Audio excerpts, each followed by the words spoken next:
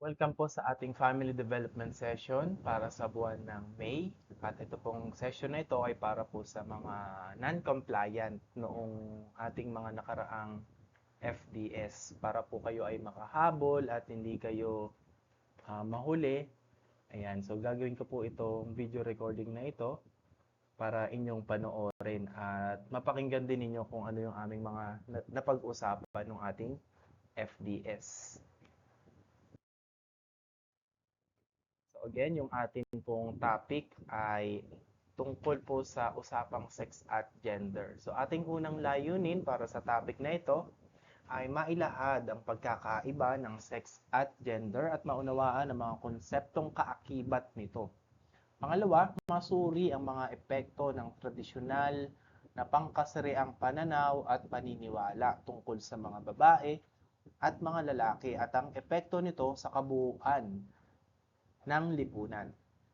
At pangatlo, makapagpakita ng mga bago at angkop na pananaw at pakikitungo sa mga babae at mga lalaki sa kabila ng iilang pagkakaiba sa aspeto ng kasarian. So, sex at gender.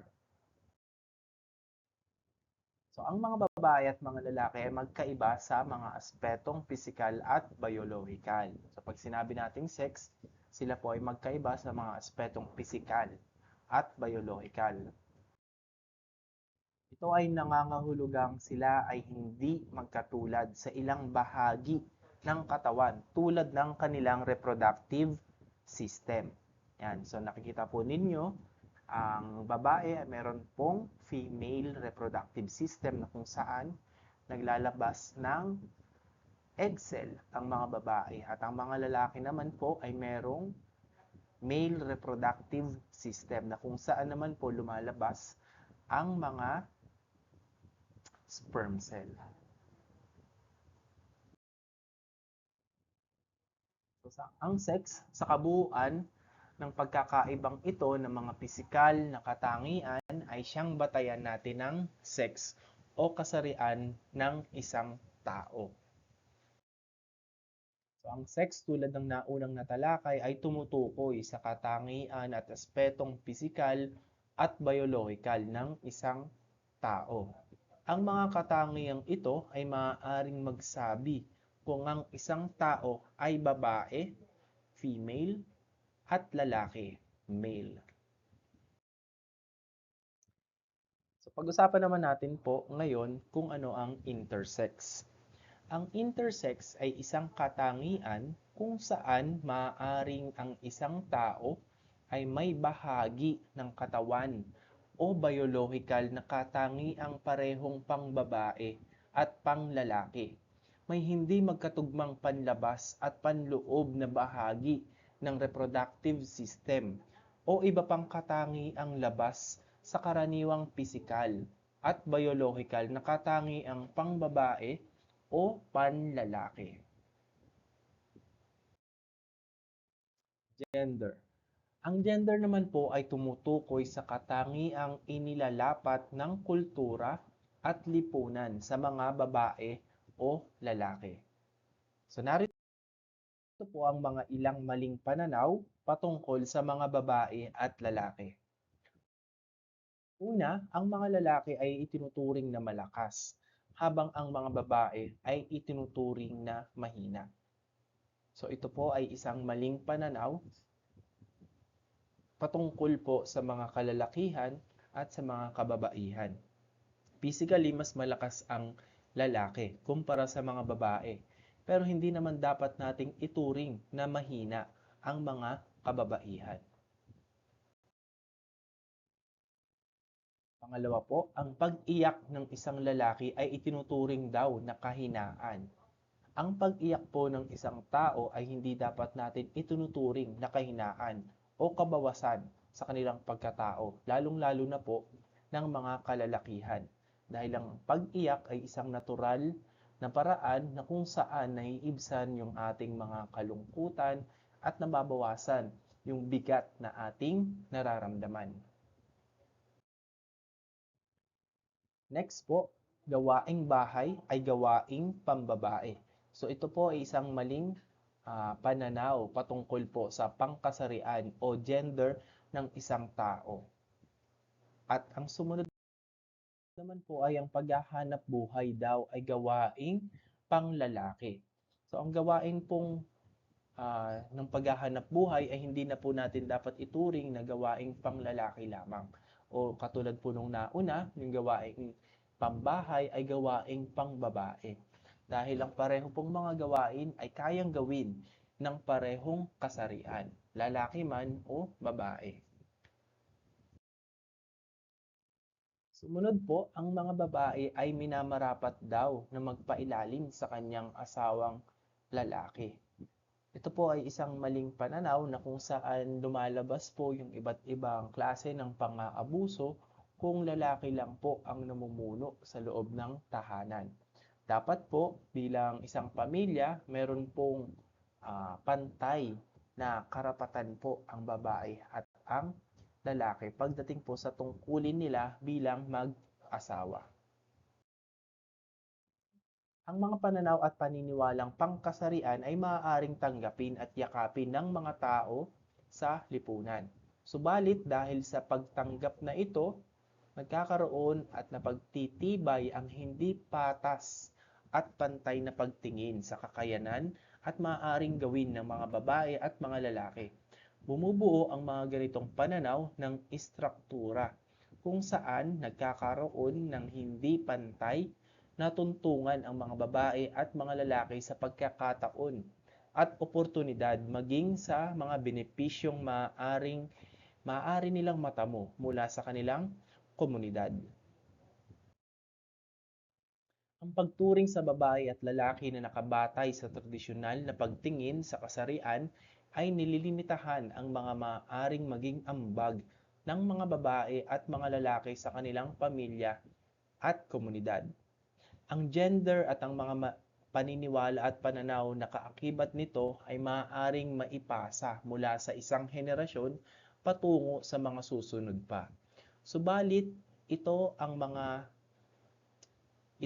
Subalit ito at ang mga epekto nito sa katayuan ng mga babae at mga lalaki ay maaaring mabago dahil ang gender, di tulad ng sex, ay nagbabago. Ang pagtanggap ng karamihan sa isang kasanayan ay hindi nangangahulugang ito ay tama. Ang pagbabago ng mga paniniwala at kasanayang pangkasarian ay makakabuti kung itataguyod nito ang pantay na kalagayan at karapatan ng bawat isa. Tandaan po natin na ang sex at gender ay magkaiba. Ang sex po ay tumutukoy sa pisikal at biological na aspeto na maaaring magsabi na ang isang tao ay babae o lalaki. So ang sex po ay hindi natin pwedeng mabago dahil meron lamang po tayong dalawang kasarian. Ito po ay babae o lalaki. Ang gender naman sa kabilang banda ay tumutukoy sa mga tungkulin, gampanin at iba pang katangiang pinaniniwalaang pambabae o panlalaki. Ang gender din ang tumutukoy sa kung papaano inilalarawan ng isang lipunan ang mga babae at lalaking miyembro nito. Tingnan natin yung mga epekto ng tradisyonal na pangkasariang pananaw at kasanayan. Una, ang pagkakahati-hati ng mga pananiniwalaang angkop at maaaring gawin ng mga babae at mga lalaki ay nakabatay sa mga kasanayan at paniniwalang humulma sa mga pangkasariang pananaw ng isang lipunan. Kadalasan, ang mga pananaw na ito ay nakabatay sa paniniwala at kasanayang patriarkal. Sa isang lipunang nananaig ang patriarka, ang mga lalaki ay nabibigyan ng kapangyarihan na higit sa mayroon ang mga kababaihan sa loob at labas ng tahanan. Dahil dito, ang mga lalaki ay nagkakaroon ng kalamangan at oportunidad at benepisyo sa iba't ibang aspeto ng buhay. Ang tradisyonal na pagtingin sa mga babae at mga lalaki ay nagpapako rin sa mga ito sa mga maling paniniwala tungkol sa kanilang kakayanan at gampanin. Halimbawa na lamang nito ay ang pag-uugnay sa mga babae sa loob ng tahanan tulad ng pag-aalaga ng bata, paglilinis ng bahay, paglalaba, paghuhugas ng pinagkainan, at iba pa. Isinasalaysay rin sa mga babae ang pagpapanatiling matibay ang pagsasama sa pamamagitan ng pagiging matyaga, matiisin, at masunurin sa kanyang asawa. Sila rin ang nabibigyang tungkulin sa mga pisikal na gawain. Yan. So, ang mga lalaki, yan. Ang mga lalaki naman ay kadalasang naatangan ng mga gawaing nagpapasok ng kita o ikabubuhay ng pamilya. Sila rin ang nabibigyang tungkulin sa mga pisikal na gawain tulad ng pagsisibak ng kahoy at pag-iigib dahil sa pinaniniwalaang ang lalaki ay mas malakas at mas angkop nilang gampanan ang mga gawaing mabibigat. Mababanaag din ang paghahanay-hanay ng gampaning nakabatay sa tradisyonal na pangkasariang pananaw sa pamamagitan ng pagturing sa ina bilang ilaw ng tahanan at sa ama naman haligi ng tahanan. Yan. Ang mga bansag na ito ay nagpapakita ng pagkakaiba ng mga gampaning iniaatang sa babae at sa lalaki sa loob ng tahanan. Ito at ang iba pang uri ng pagkakahon sa tungkulin, gampanin at kakayanan ng babae at lalaki ay nakalilimita at nakahahadlang sa mga maaari pa nilang gawin para sa kanilang pamilya at maging sa kanilang mga sarili. Dahil din sa pagkakahong ito, higit na nabibigyang bigat at halaga ang ginagawa ng mga lalaki kumpara sa ginagawa ng mga babae. Ang mga tradisyonal na pangkasariang pananaw at kasanayan ay lubhang nakakaapekto sa pag-unlad ng lipunan at ng bawat mamamayan nito. Ang mga ito ay nagbibigay daan sa hindi patas at pantay na katayuan ng mga babae at mga lalaki sa loob ng tahanan at sa kanilang lipunan. Ito ay maaaring makita sa hindi patas at pantay na kalayaan sa paglalatag ng desisyon sa pagitan ng babae at lalaki. Pagkakaroon ng limitasyon sa maaaring gampanan ng babae o lalaki para sa pamilya at ang patuloy na siklo ng hindi angkop na pag-iisip tungkol sa kakayanan, kahinaan at kalakasan ng mga babae at mga lalaki. Ang diskriminasyon at pang-aabuso ay dulot rin ng hindi pantay na pagtingin at pagturing sa mga babae at mga lalaki. Sa paglipas ng panahon, may mga kapansin-pansin ng positibong pagbabago sa kalagayan ng mga babae at mga lalaki sa usaping pagkakapantay-pantay sa Pilipinas kung ikukumpara sa mga bansa sa Asia-Pasipiko. Ang mga babae at mga lalaki ay nakakalabas na sa mga tradisyonal nilang gampanin. Ang mga babae ay nagkakaroon na ng pagkakataong makapagtapos ng pag-aaral at makapaghanap buhay. Ang mga lalaki naman ay malaya na ring nakakaganap sa mga gawaing bahay at sa pagkalinga sa mga anak.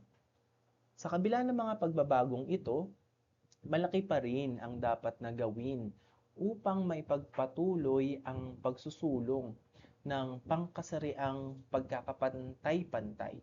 Nararapat na magtulong-tulong ang bawat isa upang tuluyan ng makalaya ang mga babae at mga lalaki sa hindi angkop na pananaw tungkol sa kanilang mga katangian at kakayanan.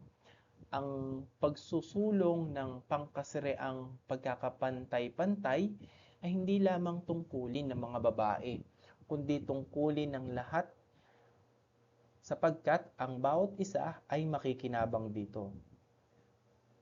Ang pagkakapantay-pantay ng babae at lalaki ay nagdudulot ng mas masaya at matibay na pagsasama-sama sa loob ng tahanan, mas maunlad na pamilya, may respeto at paggalang na, ng mga miyembro ng komunidad at mas matatag na lipunan.